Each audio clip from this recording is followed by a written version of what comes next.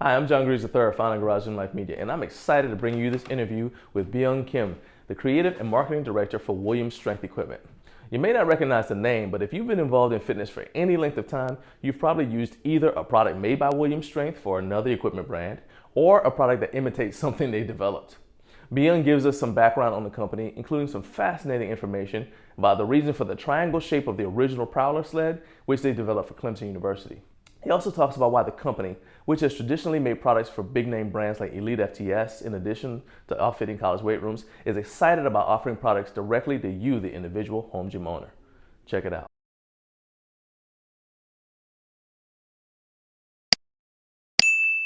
Hey, Byung, man, I know that you guys are so busy over there at Williams Strength, so I really appreciate you carving some time out to talk to me and help me introduce your company to our viewers. So I really do appreciate you spending some time with us, man. Yeah, I'm really glad to be here. You know, we have a lot of big things in the works, and it's a great way to kind of get that out there in a softer way before we start really campaigning hard. You know what I mean? Nice, nice. Yeah. So tell me, what's your role in the company? So I'm the creative and marketing director, but that's kind of a lofty title for what I do because I pretty much do everything involving marketing, involving, you know, anything related to creativity. So like anytime, yeah, you probably have, if you follow us on social media, you've probably seen all the new logos and stuff like that that we've been designing. I do all that. Renders for actual physical rooms. So when we build out, physical installations, I draw it all up through different programs. So pretty much anything from photo, video, all the way to actual sales material and packets and things like that. Okay, okay. So you're not just a professional Instagrammer, you actually do things beyond that as well. Okay. Well, yeah, and that's kind of the interesting thing about our like company is that we're very we have a kind of a decentralized command. If you're able to do something, if you're capable in doing something, you kind of just do it. And then if you're good at it, if you're good at adapting, you move forward with that. People who just want to kind of do a 9 to 5, generally they don't make it here really. You know. Yeah.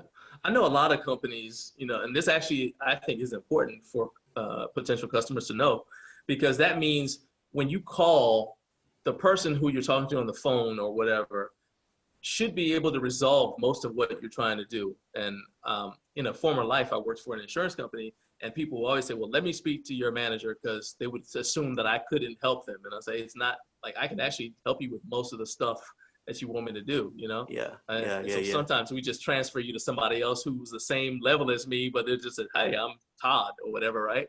Well, And then the the person says, reality the reality of it is that hierarchies have their purpose, but every time there's an additional step, there is a loss in communication. That's why, like when we do business, we're so adamant about it being over the phone, over email, over DM, some way where we're directly contacting you. That way, you're not just a number within a backlog of numbers. okay. There's been multiple conversations between me, salesmen, whoever else, where we just know them by name, and then we just say we got to make sure this goes out by this date for this person. And I feel like more than ever now, that's kind of starting to leave the fitness industry. You know what I'm saying? Yeah, yeah. It's almost like when people go to buy a car, you have Yeah, like that one person who takes care of you, and then you go back continually. Hopefully, if you had a good experience, and that person continues to take care of you every time you go there. yeah, So, definitely. give me some background on Williams Strength. You guys have been around for a while, but everybody may not necessarily know about you for reasons we'll get into later. How Yeah. long has you guys been in business? So we've been in business since 1994, but William Strength's history is very interesting because we've kind of been the silent builder in almost every level of weightlifting, right? Right. Scott Williams founded the company. Um, Both him and Mike now work together, and our company is laid out in a way where we don't have like an individual president or king. It's a council. You know what I mean? And I know that Okay. sounds much more dramatic than what it's what it sounds a lot more dramatic, but the reality of it is that every leader has points that they're lacking. So you need somebody within your inner rotation in your inner circle to kind of fill those gaps. And we've been doing a really good job of that. And now, it's really odd because I'm coming into this in this year, And there's so many good narratives, so many good stories behind almost all the engineering and almost all the business tactics that William Strength has done up to now. Like this is just a really small one, but the K braces for arches. Before Scott, but Scott Williams is, he's definitely the craftsman behind our company. Before he came up with the idea of the K brace, every power rack had bars underneath, to basically keep it in form, right? Right. Obviously, the limitation of that is that you can't exactly roll a bench in easily. You have to basically pick it up and make sure that, that area is cleared of any kind of obstruction. Also, it limits you in terms of, squatting space and things like that, right? Okay. Well, Scott decided to make the K brace as a kind of a buffer to keep the rack all positioned properly and then weld it out so that it's a perfect square without anything else having to be like a hand holding it. You know what I'm saying? Right. And what's crazy is that every single other company now uses the K brace, whether it's for just a design, whether it's for even racks with welded out sides where theoretically you don't think it would be necessary, they still do. And that's the kind of stuff that I see more and more every time I'm here. It's difficult in this industry to say I was the first. In fact, It's kind of damning to say that, because the reality of it is that if you think you're the first, there's somebody out there with a wooden prototype that would like to beg to differ. You know what I'm saying? Yeah. 100%. But that being said, I mean, there is a clear narrative here of engineering people who were great at engineering, but not so great at business, who really propagated this industry first and foremost. And then slowly businessmen came out to basically make ventures out of it. You know what I'm saying? Yeah. I mean, I think that's a lot. That is because you guys aren't just like salespeople, right? Definitely. So your website says that you blur the lines between salesman and coach. And so I've got to believe that having a sort of a coaching background, what the bodybuilding magazines used to call in the trenches experience, means that you've seen these problems. You're like, oh, I got to come up with a solution for it. And you're like, well, then you look around and you say, well, nobody's actually made this. So then you say, all right, well, I guess we'll have to make it. Mm-hmm. And then you try to find out whether there's a market for it. But over time, I mean, because if it's a good idea in this industry, everybody's going to copy it. 100%. And then it becomes difficult for people to, to ever remember, hey, that it was your idea. Yeah. And the more I see it, when this, and you have to understand, I've been in this industry for some time. I've worked for other companies as well within the strength industry. And most of the time, people love to say they're first, even if they weren't. That's just the reality of a lot of the inventors here, because if you feel like you've ported some part of yourself into it, if you feel like you've improved it, even by a small margin, it's very easy to have a personal stake in that piece of equipment and to truly believe that you're being represented by that equipment. I understand why people do it, but at the same time, if they can't give you the story, the narrative behind how it was built, it's not, and that's another thing I think that makes us different too, is that Scott is not a person who likes to talk about himself. He's not exactly a person who likes to present himself in any other way except as a hardworking craftsman. If you're ever here to meet Scott, I'm going to tell you it's difficult because he's always usually in the back welding out with the people who are, building equipment back there, right, in the factory floor.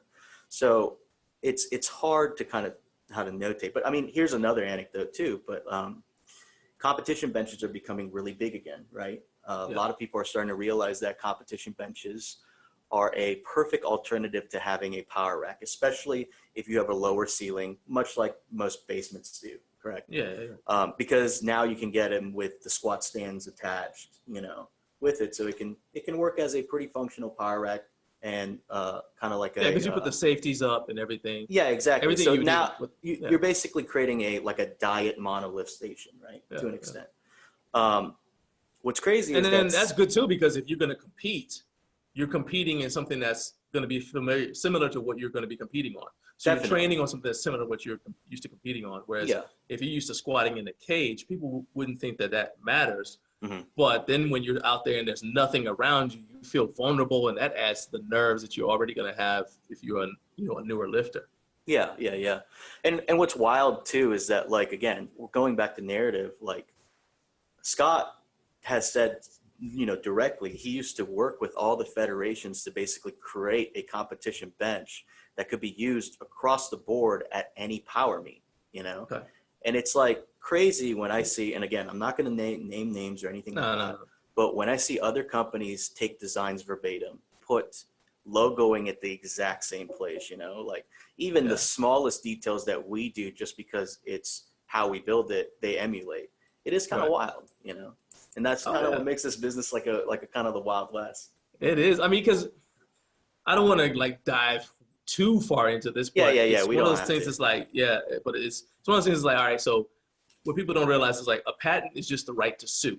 But then Yes. you're like, well, okay, well, what if the company that's copying your design is overseas? Mhm. Now you got to go figure out how you're going to sue them wherever. So, okay, who has jurisdiction? Yeah. And then it's like, well, is it worth the money it would take to chase this down to get them to stop? How Mhm. much money would we have lost in pursuing this before we get to the point where we're just like, okay, well, great. Now they're not gonna make benches like our bench anymore. You know what I mean? Yeah, Is it yeah. worth it? And just to close out on this, the reality of it is that we're not bitter in that regard. Yeah. I believe, and I don't know if everybody shares the same belief as me, but I myself, as being a part of this organization, believe that everybody should have access to top of the line equipment. If you have to go out that way to get to top of the line equipment, sure, that's just me. That's just my personal convictions.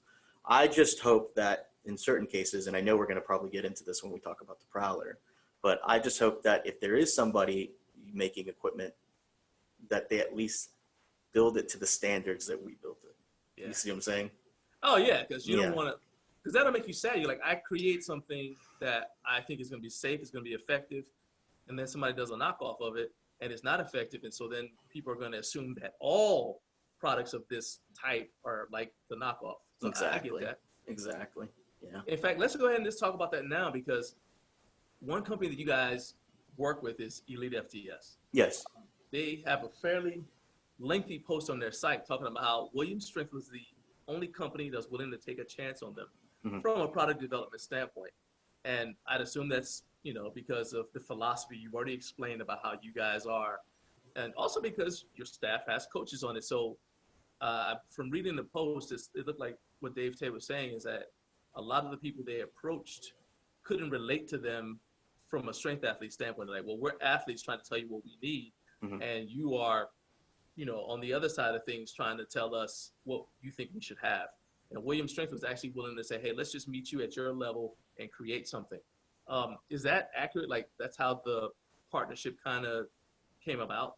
Well, and keep in mind, that was technically like way before my time. So a Yeah. lot of the stuff that I'll be saying is more speculation than anything else. Sure. But you have to remember that when this industry first started, and you don't see this really that often anymore, but it was staffed with a lot of collared shirt, buttoned up dudes who particularly were interested in selling to football at the most basic level, Right. And I'm sure, and I don't know this for a fact, but I'm sure those companies wanted to move their weight around and say, you don't need this. This is a better design, And I'm assuming here, but I would assume that someone like a Dave Tate or Louis Simmons wants it exactly to their specifications, not anyone else's. Yeah. And we were one of the first ones to probably jump on that boat with them, Yeah. Nice. Yeah. There's no denying, though, that partnership produced something that I would say is one of the pivotal pieces of equipment. There are a few things you can think of that, like, okay, this changed the strength world. So a trap bar, a power rack, heck, a barbell you can load as opposed to a fixed barbell. And I would say that the Prowler is one of those things because that transformed conditioning. Because now you didn't have to just go out and jog. If you're somebody like me who's got a bad knee, you're not interested in running. I don't even want to run to that garage door. So I'm like, the Prowler. Talk about how you guys created this thing that changed the industry and has been copied by so many people. So the Prowler is Joey Batson's baby at Clemson. Joey Batson was the first one to ever build out a Prowler. full. It's actually very similar to one of those wooden, like, DIY prowlers. And eventually that prowler, his design for the prowler ended up becoming the full steel prowler you see today. And if you go on our Instagram, you can see some of the early prototypes that we made. The really fat one that I think weighed around 130 pounds, just unloaded itself. Yeah. That's what he would use to basically condition his kids and his students. And one of the main reasons why it is built in that Delta triangle style fashion is because after he would push it, he would want you to do swim techniques to basically tip it on one end and then tip it on the other. And again, that's what I mean. So now you see sleds that are just square, and you're like, well, they missed the whole. I got you. And that's why I'm so excited to do this with you, because there's so many beautiful narratives and so many beautiful little nuggets like that that you just can't really hear unless you talk to the original source. You know what I mean? Because see, when I first saw the Prowler, and so the first thing that I think the first exposure I had to the Prowler was a post that Jim Wendler made on the Elite FCS site. And he was talking about like his philosophy about how he would do it is I think he said he would do like 20 carries because he said that's the average number of times a running back's going to carry the ball. Okay, that makes sense. All right, whatever. And then I'm looking at it and I said, it's a football thing, because it reminded me of the blocking split. Yeah. I said, well, I just assumed that's where it came from. So is that accurate? It started life as a blocking sled? 100%. Joey Batson at the time needed a sled that was different from the conventional designs of sleds that they had. Especially, he wanted one that was heavy duty enough to load up with a lot of weight for linemen. And then he wanted one that had that, tipping capability. And that's what we built. Okay. And then it's just snowball from there. And you guys also did a Prowler 2. What led to the Prowler 2? Like, what was it about the Prowler original that made you guys say, we need to do this? We need to change this? It's basically just a more streamlined, like, smaller version of the Prowler itself. We do that kind of all across the board, when it comes to equipment. We'll make, and you know what, that actually brings up another kind of wider conversation piece. Scott, you have, the one thing people have to understand about us, particularly with Scott, is that if there is an improvement to be made, we just make it when it comes to our equipment. A lot of the people, especially those who are more established and kind of have monopolized the fitness industry, right? They make money as the equipment stays its same standard every year after year after year. Right. For us, that's not how we do. I mean, Scott is a craftsman, so if you look at this makes it a little bit difficult, but if you ever wanted to look at y'all nuts, yeah, we just fixed that. Yeah, I know, and it is a little difficult because sometimes we'll go in the back and go, hey, I need safety spotters, and the standardization of safety spotters, whether it has the holes, doesn't have the holes, or whatever, it's across the board. You know what I mean? Yeah. But that's just who we are. We are a company that if we find a flaw or if we feel like it can be improved, we just do it. And really, because we have no ties to anybody else, there's really no consequence for us doing that. And you build the stuff yourself. Yes. So, yeah. I mean, obviously there's kind of a business consequence to it, but the bigger consequence for us will always be, and this is always the thought that's running in our back of our mind, but it's like, we're not giving these students, and these coaches the best possible. Well, we have to go back and give them the best possible, So what I was hoping you were going to tell me when I asked you about the Prowler versus the Prowler 2 is that you guys were so impressed by the expansion of the home gym market that you realized that people wanted this thing, but it was too bulky for, the Prowler 1 was too bulky for a lot of people to store in their homes. You can't really see this, how much space I have here, but I have basically a single car garage, and I actually have one of the larger home gyms that I've seen. There are some bigger, but if I wanted any more space, I'd have to go, I have to have a 2-car garage. And so for me, the biggest thing is space. Anything I bring in here has to do more than one thing, and it's got to not take up a lot of space, or if it does take up a lot of space, like my power rack, that means it's got to do, a ton of stuff, right? Right. So what influence has the home gym market had on the way you guys create products now?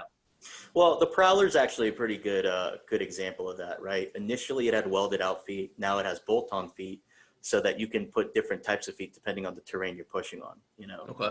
If you're pushing out on a yard, we have a specific one for grass. If you're pushing out on, I mean, I hope you're not, but if you are doing it on hardwood, there is a specific, foot for that. And above all, we do kind of adapt. I would say this is the difference. In that line of logic, it seems like we are converting what is a professional piece of equipment for the home market, which is true. Right. The difference now is that we are going with campaigns where we're building things for the home market first. So right. It is kind of a shift, and that started to happen more as COVID was happening and things like that. Right.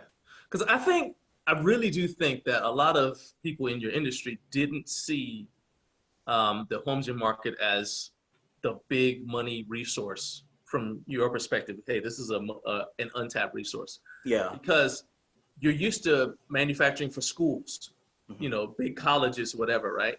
And what I always looked at though is that, okay, so a school buys, they buy equipment, whatever. If you build your equipment correctly, it's going to last for a while.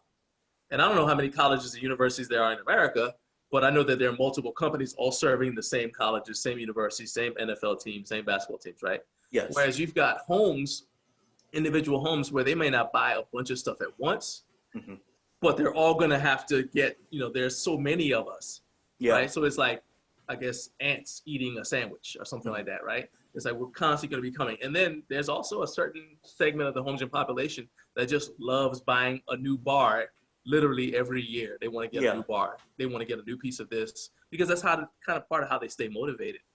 So I'm glad to see that you guys are expanding and kind of, I don't want to say you're abandoning your previous focus. I'm sure you're not.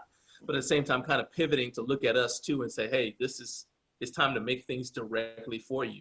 Because we spent a long time adapting stuff. And you have to remember that logistically, it's really just a matter of logistics. It's not a matter of biases or not wanting to work within a specific environment. 100%. Right? Logistically speaking, building a rack and shipping a rack at one at a time, it's a nightmare. You know what I mean? Right. Shipping and things like that are always going to be a nightmare with something that weighs that much. And also something that is built out with different timelines depending on what you're getting. With a college or with a professional install, you basically just load up a truck, and then once that truck is full, you just go, Right. So it's really a matter of logistics more than anything else. And in fact, if you want a good example of that, if you look at all the companies that really succeed in doing it, generally that's all they do because they have basically ported all of their revenue and their advances to cater to that shipping network better and things like that. You know what I mean? You see, you see Rogue sometimes now and again in gyms and in collegiate settings, but very rarely, and that's probably why. So to get around that, do you guys do packages? So right now it's in the works right now, but we're about to do something we call the 2-week shipping system. So we are basically building out a type of rack where customization is going to be limited, but it should be shipped to your house in 10 days on average, 15 days at the most. Nice. That's going to be our new initiative that we kind of come up with. And the reality of it is that the reasoning why we're doing this is because I feel like a lot of companies, and you probably know this better than I actually, have been just kind of waiting for this COVID thing to be over. Rather than planning progressively around it, they're just kind of looking at it and saying, this is just a natural disaster that'll pass by like a hurricane. But the reality of it is that now that this has happened once, chances are something like this could happen again and again and again in the future. So we have to proactively plan around it. So we're porting a lot of our resources. And again, it's still in the works. So I can't guarantee you everything that I'm saying right now. But basically, you're going to be able to get a rack and different attachments and stuff built out in black or red. Those are the 2 colors we're offering currently, and delivered to your house in 10 days on average. Let me ask you something. Go ahead. Yeah. Okay, which is a hell of a lot better than what our contemporaries can do right now. Oh yeah, because you got sometimes 3 weeks just to get on the waiting list. You're just on the waiting list. They're not even making it yet. Yeah. So there's a couple of things. I made a video earlier this week where I was talking about what I would do if I were starting a home gym now. And sometimes it's harder for me to put myself in the shoes of someone who's a new home gym owner because I started my home gym in 2001. So the Mhm. landscape was a lot different, right? And so what I ended up having to do was get a used rack. And so that's actually where I'm coming from. Since you guys have a pipeline to Clemson, Mhm. when Clemson says, hey, we want to upgrade our weight room. Well, now what do you do with the old weights? They probably still are fine, Yeah. especially if it's going to be, I don't care what they did to it. The likelihood that somebody in the neighborhood who's going to be working on it isn't going to be putting the same abuse, the same hours of wear and tear on it that, the running backs and the linemen at Clemson put on it, right? Yeah. So Yeah. it's Yeah. still going to be very serviceable. So do you guys have any plans on setting up sort of like a pre-owned, what's the thing that BMW does? The certified pre-owned rack? Yeah. I'm really glad you mentioned that because we What, like really, Marshawn Lynch? yeah, I'm glad you mentioned that because we actually do have something like that in the works. My man, all right. It's very tangential right now, and I almost can't share any details of it just because it is so rough of an idea. But let's just hypothetically say, and we're just theory crafting. It's just me and you here. Yeah. But and everyone else. But should the shipping of the 2-week line work out properly, that gives us a lot of potential for the future. Let's just leave it at that. Yeah. I mean, that makes sense because it's like you can't abandon, they say you got to dance with the one that brought you. Mm-hmm. So you can't just abandon the colleges and universities, and you've only got, especially if you have a mad scientist in the back who's constantly changing the specifications for equipment. Yeah. You can only make so much stuff at once. You only got so much inventory space. So I get that. It's just the other point that you, as far as like this COVID thing is that a lot of people now have home gyms and they realize how good it is. Because in the past, the narrative was to most people, this time last year, definitely this time 2 years ago, people were still telling me that I was wasting money because I had a home gym, and telling me, my car, the garages are made for cars. I should, it's so much better if you go to a gym because you have access to a lot more equipment. And they're telling me how dumb I was, right? Mm-hmm. And now everybody's looking at me like, I'm coming down Mount Sinai with the 10 Commandments. Ooh, let me see what you think, right? Yeah. And that's not going to go away because people are realizing how convenient it is for how good it is for families, how great it is for scheduling. How fun it is to just train in your own environment, right? Yeah. So that's another thing that's good about the fact that you guys are pivoting towards the home gym market, because we're not only not going anywhere, we're also going to grow.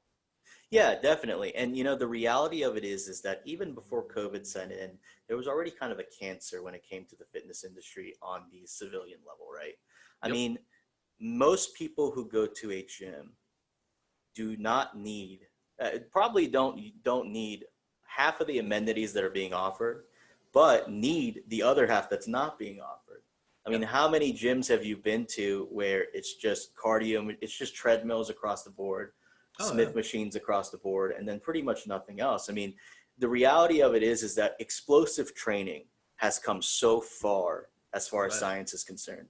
And it's also, and we're starting to realize it doesn't have to cost thousands of dollars for you to have a really good setup, Exactly. So why don't gyms invest in that? Because the reality of it is that most fitness gyms, the equipment is either already there when they buy it, because it's usually gone out of business. It's usually a old Gold's Gym that's gone out of business. Yeah. So the last thing they ever update on really is equipment. It's crazy, man. I love going to gyms to look at equipment that I haven't seen in years. I saw a Nautilus pec deck the other day. I went to the gym that's close to here, and I was like, man, that's wild that those still exist in the wilderness. And then there's two is like gyms also lease. So they get a contract with, I don't want to name. So let's say they get a contract with XYZ company. That company says, okay, well, you have to stock our line. Or if you get a franchise, they say, well, our franchise has a contract with this company to provide equipment. So you can't go to Williams Strength because you want to add, one of their racks or something in there. No, we've got a contract with this other company, and that's all. Yeah. And, public gyms really don't want you. They don't want all the people who sign up to actually come there. Not at all. So they're hoping. I mean, they don't even have the space for everybody. If everybody actually showed up, they would probably panic. Yeah. So, But let's talk about another piece of equipment because I'm gonna get lost in the weeds here talking to you. I'm starting to have a good time. So Yeah. I gotta be an adult. Talk about the Tsunami Bar because that is Ooh. something I knew I wanted to talk about that you Yeah. guys were involved with, and I don't want to walk away and say, oh, they did the product. No, let's talk about this Tsunami Bar. Some people call it an earthquake bar. Yeah. So the Tsunami Bar is a Tsunami Bar. Earthquake Bar is actually a different company altogether. Well, yeah, I Tsunami mean, I want to Bar. talk about like what's as much as you can. What's the difference? But talk about the Tsunami Bar predominantly. Yeah. So the Tsunami Bar, the main thing that makes it like work is that it creates oscillation that you have to fight against when you do specific movements. If you follow Tsunami Bar Sports, which that's our Instagram, we post a lot of content. Obviously, because of COVID, we've had to shut down a lot of the clinics that we're going to do this year. But if you look at the West Point clinic, which we were able to squeeze in right before COVID happened, you'll see a team using the Tsunami Bar in the way that it's meant to be used. A lot of the times people who buy the Tsunami Bar think, just like an earthquake bar, it's for stabilizers. And Tsunami Bars are good for teaching yourself how to stabilize weight better, but that's the bare minimum of what it does. Okay. All right. So you said that's on the Instagram at Tsunami Yes. Bars? That's Tsunami Bar Sports. Tsunami Bar Sports. All right. I'll go ahead and I'll link that in the description for this video as well. Yeah. Because I want people to definitely check that out. So you've already mentioned a little bit about your process, but there is something that is different about what a customer experiences when they contact Williams. They don't just go on there, look on the website, see something they like, and then order it. You guys want them to call, email, whatever, and then somebody walks them through it. So talk to me about the customer experience. The reality of this business now is that it's so well set up with people who just want to browse on a surface level area, like a surface level, that they could just go to those companies if that's what they want. You know what I mean? If you just want a customized rack that's your color and things like that, you could go to XYZ as far as as far as a rack provider is. What we do is we work with people on a customized level. A lot of the times we get like requests for equipment being cut, equipment being shrunken down. We do all of that. You know what I mean? Okay. And whether it's a product you made or another one, or do you only do that with your own stuff? just our product, just what we can cut within our factory floor. Oh, okay. Because you're I'm thinking like, wait a minute, you modify stuff? Okay. No. Just within our factory floor. Okay, I would say the way that we handle business, while a lot of times might seem ineffective and maybe a little bit confusing to some, it allows us to talk to people and this is not necessarily the garage market, but when it comes to professional installs, it allows us to come in with our suggestions on what can make your room one of a kind and the perfect training station. A lot of the times, and this is just, and I'm just going to kind of let you in on like a trade secret, I guess, as far as what we do. A lot of the times, if a college wants a room, they're going to go build it out from like a Rogue or something like that and say, this is the type of rack that we need, whatever, vice versa. And then they'll come to us and say, what do you think? And then that's when we start adding on, building it out, making it perfect, making it kind of a one of a kind piece of room or one of a room, you know? So it's, while most companies are willing to dictate what they think you want, we would rather have a conversation with you and have a back and forth and really get you what you want and what you need. Really get you what you need first, and then get what you want second. You understand what I'm saying? Yeah. It's like I want to know what your goal is, so then I can help you reach that goal, as opposed to me just looking at you and say, okay, well, you want to work out, and say, all right, go get all this stuff, because that's what used to happen in the bad old days. In fact, that's one reason why people.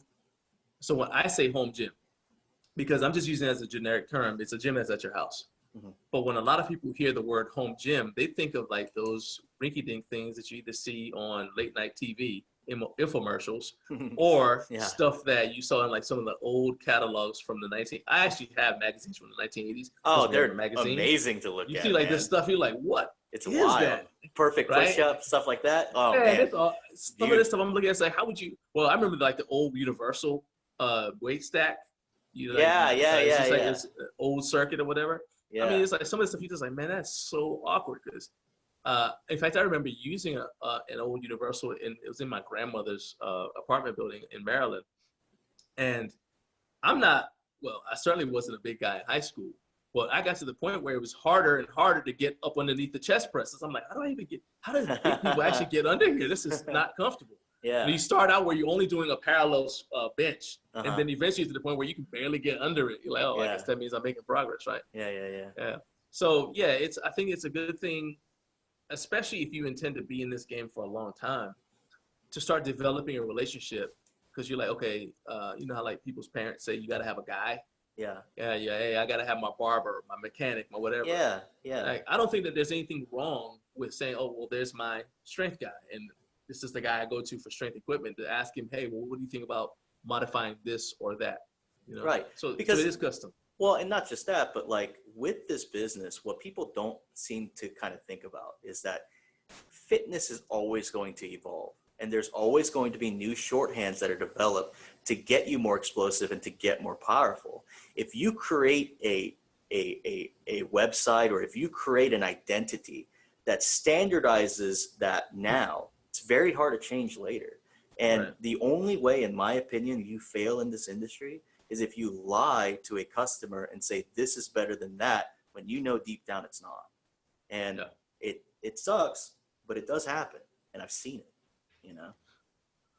But man, I don't want to leave without letting people know about anything you guys have coming out. You already told me about some exciting stuff that you give it one hand and take it the other. You say, well, I can't promise it, but it probably is going to happen. So tell me what you guys have now. So you obviously have racks. Do you make bars?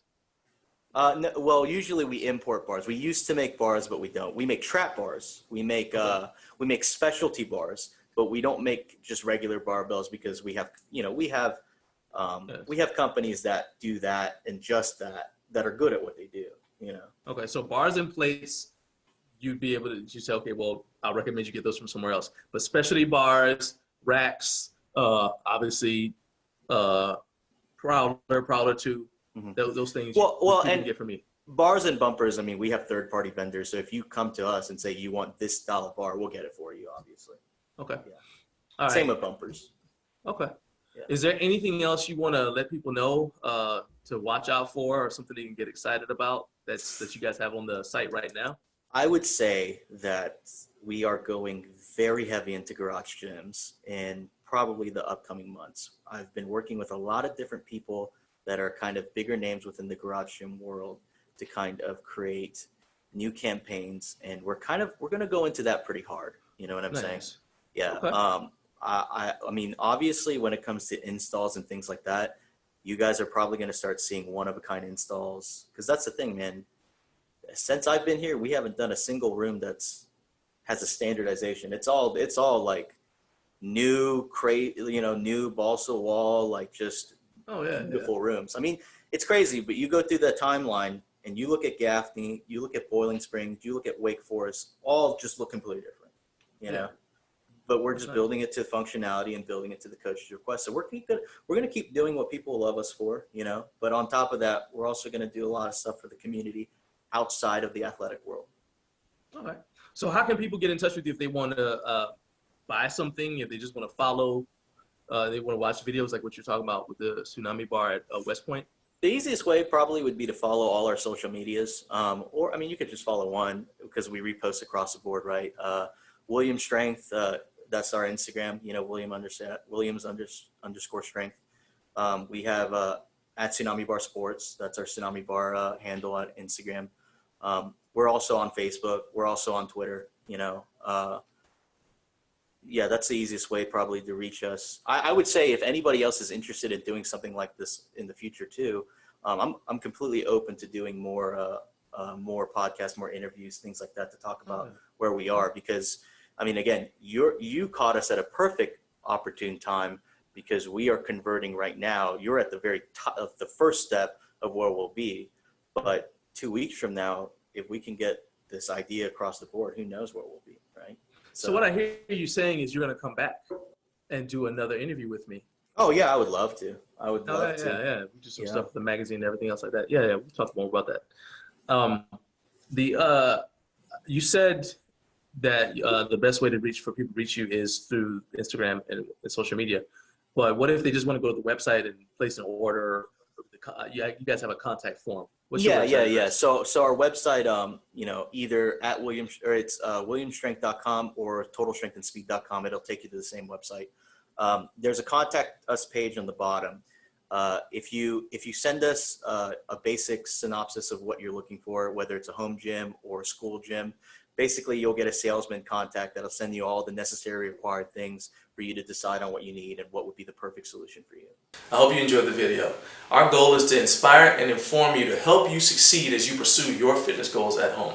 If you'd like to see more from us, check the video that's above my head. Or if you'd like to get some home gym merch for yourself, click the link to visit our apparel store. Be sure to tag us on Instagram when you get your stuff in so we can give you a shout out in our stories. And I'll see you next time.